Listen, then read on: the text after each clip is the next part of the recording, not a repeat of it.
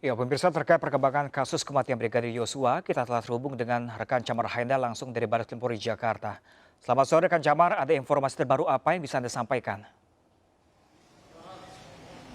Ya, baik, selamat sore Pram dan juga pemirsa. Saat ini untuk situasi di Baris Krim Polri belum ada pergerakan dari Komnas HAM yang dijadwalkan akan memeriksa Baradae terkait dengan kasus penembakan Brigadir J yang terjadi pada 8 Juli 2022. Diagendakan hari ini Komnas HAM akan memeriksa Baradae untuk melengkapi sejumlah berkas ataupun juga melengkapi sejumlah fakta-fakta penyidikan yang mana seharusnya dilakukan pada hari Jumat kemarin namun sempat tertunda dikarenakan masih menunggu konfirmasi dari LPSK terkait dengan pengajuan dari Justice Collaboration dari pihak Baradae. Kemudian juga Baris Krim Polri ini juga melakukan pemeriksaan di Magelang, yang mana seperti diketahui Irjen Pol Verdi Sambo beserta dengan istri dan juga sejumlah ajudannya ini sebelum bertolak ke Jakarta ini sempat berkunjung ke Magelang. Kemudian juga tim Lab 4 Polri beserta dengan Inavis dan juga tim Dokpol ini juga mendampingi pihak dari Komnas HAM untuk melakukan pemeriksaan di tempat kejadian perkara, tepatnya di rumah Irjen Pol Verdi Sambo, kawasan Duren 3, Jakarta Selatan. Dan hal tersebut dilakukan untuk mengecek adanya obstruction of justice atau adanya penghambatan dari penegakan hukum yang dilakukan. Dan apabila hal tersebut terbukti dilakukan, maka bukan tidak mungkin sejumlah pihak yang berkaitan dengan masalah ini akan dikenakan dengan pasal pelanggaran HAM. Dan Pram dan juga pemirsa dapat kami sampaikan tadi sekitar pukul 2, kuasa hukum dari Baradae ini datang ke Baris Krim Polri dan sempat memberikan pernyataan kepada awak media bahwasanya kedatangannya untuk melengkapi sejumlah berkas, kemudian juga untuk memberikan apresiasi kepada LPSK yang sudah menerima Justice of Collaboration yang ditawarkan dari pihak Baradae, dan saat ini masih dilakukannya kerjasama beserta dengan Baris Krim Polri untuk memastikan keamanan dan juga perlindungan kepada Baradae. Dan yang terakhir tadi juga disampaikan bahwasanya kedatangan dari Roni Talapesi selaku kuasa hukum terbaru dari Baradae ini adalah untuk mengajukan ahli psikologis. Namun memang untuk ahli psikolog yang nantinya diajukan ini belum diketahui tujuannya apakah untuk melengkapi BAP atau justru untuk membandingkan bagaimana dan mengetahui situasi dan juga kondisi dari psikologis Baradae setelah ditetapkan sebagai tersangka. Dan untuk Komnas HAM beserta dengan Baris Krim Polri hingga dengan saat ini masih belum bisa memeriksa Putri Chandrawati yang dikabarkan hingga dengan saat ini masih belum stabil kondisi dari psikologisnya sehingga belum bisa dimintai keterangan. Namun second option yang sejak beberapa hari lalu ini akan diberikan apabila Putri Chandrawati tidak melengkapi dan juga tidak memenuhi panggilan serta tidak berkoordinasi untuk pemeriksaan yang akan lebih lanjut untuk mengungkap dari kasus ini, maka pihak dari LPSK ini mengindikasikan bahwasanya tidak akan memberikan perlindungan kepada Putri Chandrawati dengan tenggat waktu asesmen 30 hari ke depan ataupun 1 bulan ke depan. Kemudian untuk pemeriksaan dari Putri Chandrawati ini akan dilakukan oleh Komisioner Perempuan dari Komnas HAM beserta dengan sejumlah staf-staf perempuan yang memang ini juga disesuaikan dengan kondisi dari Putri Chandrawati yang sesuai dengan keterangan terakhir ini masih dalam kondisi terguncang ataupun juga trauma. Hingga dengan 1 bulan kasus ini berlalu, sudah ada 4 tersangka yang sudah ditetapkan. Pram dan juga pemirsa, yang pertama tentunya adalah Irjen Pol Verdi Sambo yang menjadi pelaku utama dari kasus ini. Kemudian juga yang kedua adalah Baradae yang melakukan penembakan pertama kali atas perintah dari Irjen Pol Verdi Sambo. Kemudian juga ada Bribka RR yang membantu dari proses penembakan Brigadir J hingga dengan tewas. Dan yang terakhir adalah atas nama Kuat Ma'ruf selaku supir dari Irjen Pol Verdi Sambo. Keempatnya saat ini disangkakan dengan pasal 340 KUHP, subsidiar pasal 338, junto pasal 55 dan juga 56 dengan ancaman hukuman mati, kemudian juga atau hukuman seumur hidup atau selama-lamanya adalah 20 tahun penjara. Sementara hingga dengan saat ini sudah ada sebanyak 31 anggota Polri yang sudah terindikasi melakukan pelanggaran dari kode etik atas penyelesaian kasus ini, dan 16 diantaranya sudah diamankan di Makobrimob dan juga Provos. Kita akan nantikan kedatangan dari Komnas HAM saat ini. Sementara demikian. Ya, Camar, selain informasi yang Anda sampaikan tadi, apakah Camar juga mendengar kabar tentang tim Barreskrim yang rencananya menuju ke Magelang, Jawa Tengah untuk menelusuri kepingan-kepingan misteri di kediaman Ferdy Sambo di Magelang, Jawa Tengah? Ya, baik Pram dan juga pemirsa terkait dengan pemeriksaan dari Barreskrim ke Magelang, Jawa Tengah menuju ke Jakarta.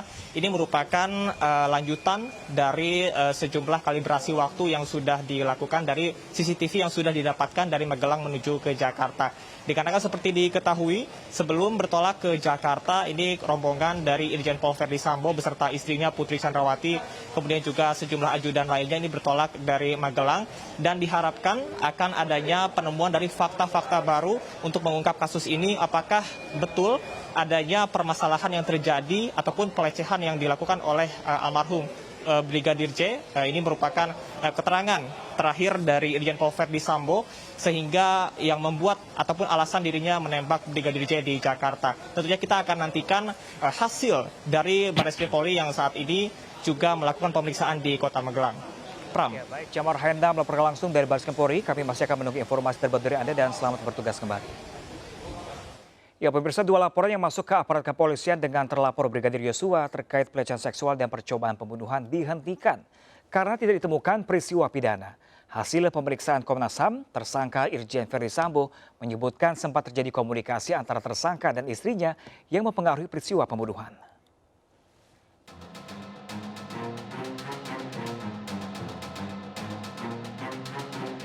Dari pengakuan tersangka Irjen Ferdy Sambo kepada Komnas HAM, komunikasi antara Irjen Ferdy Sambo dan istrinya disebut mempengaruhi peristiwa pembunuhan. Komnas HAM tidak merinci komunikasi seperti apa yang membuat Irjen Ferdy Sambo menjadi emosi hingga membunuh Brigadir Yosua. Rekaman video berdurasi 1 jam terkait komunikasi di Jalan Saguling 3 tersebut telah didapatkan Komnas HAM. Komnas HAM juga mengkonfirmasi ancaman terkait peristiwa di Magelang dalam percakapan Brigadir Yosua dan kekasihnya Vera Simanjuntak. Apa yang terjadi di Saguling? Jadi kita punya waktu di Saguling itu ada satu peristiwa yang kalau dalam rekaman video yang kami dapatkan, dalam rekaman raw material yang kami dapatkan lebih dari kurang lebih 1 jam gitu ya, yang itu yang kita juga tadi tanyakan. Apa yang terjadi dalam peristiwa itu? Ternyata memang ada komunikasi ya antara Pak Sambo dengan Bu Sambo sehingga memang sangat mempengaruhi peristiwa yang ada di TKP 46. Sementara itu 2 laporan yang masuk terkait pelecehan seksual dan ancaman pembunuhan dengan terlapor Brigadir Yosua telah dihentikan. Kedua perkara yang dilaporkan dinilai tidak ditemukan tindak pidananya. Kan sudah terjawab di LP yang 340 ya, 340. Kalau kita pun mengatakan ada motif terkait dengan kasus ini kan terjadinya di Magelang bukan di Duren 3. Oke, cukup ya. 2 laporan tersebut sebelumnya dilayangkan ke Polres Metro Jakarta Selatan dengan pelapor Putri Chandrawati.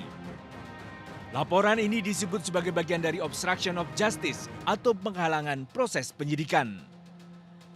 Tersangka Irjen Ferdy Sambo juga telah mengakui ia sebagai pihak yang paling bertanggung jawab terhadap hal tersebut.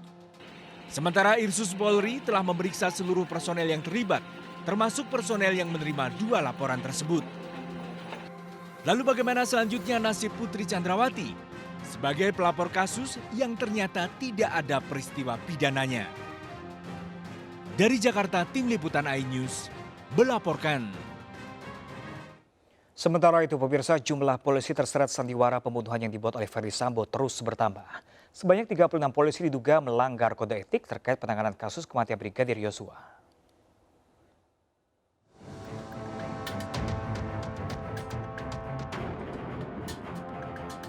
"36 polisi dinilai tidak profesional menangani kasus kematian Brigadir Joshua. Mereka diduga terlibat menghilangkan barang bukti hingga menghalangi penyelidikan kasus. Dari jumlah itu sebanyak 16 diantaranya mendapat sanksi kurungan atau penempatan khusus, 6 diantaranya ditempatkan di Makobrimob. Mereka adalah Brigjen Hendra Kurniawan, Karo Paminal Divisi Propam Polri, Brigjen Beni Ali, Karo Provos Divisi Propam Polri, Kombes Budi Herdi Susianto, Kapolres Jakarta Selatan, Kombes Agus Nurpatria, Kaden A Biro Paminal Divisi Propam Polri, Kombes Susanto, Kabak Gakum Biro Provos Divisi Propam Polri, dan AKBP Jerry Raymond Siagian, Wakil Dirkrimum Polda Metro Jaya. Puluhan personel polisi yang terseret sandiwara Sambo tak hanya terancam sanksi etik, namun juga sanksi pidana. Ya, selesai pemeriksaan langsung ditempatkan di tempat khusus di Makobrimob. Ya, tadi sudah dikirim. Jadi sore hari ini ya. Sore hari ini ya, pangkat AKBP sudah dikirim langsung ke Makobrimob. Untuk update lebih lanjut, dari Itsus tetap masih melakukan berbagai macam pemeriksaan para saksi-saksi ataupun terperiksa lainnya. Ini masih dilakukan pemeriksaan. Apabila diketemukan pelanggaran pidananya, nanti akan diserahkan kepada Pak Dirpidum. Sebelumnya dalam konferensi pers penetapan Irjen Verdi Sambo sebagai tersangka, Polri mengakui pengungkapan kasus kematian Brigadir Joshua sempat terhambat karena pelaksanaan olah TKP yang tidak profesional. Tim Liputan AI News melaporkan. Ya pemirsa, kami masih akan segera kembali sesaat lagi untuk Anda. Tetaplah bersama kami.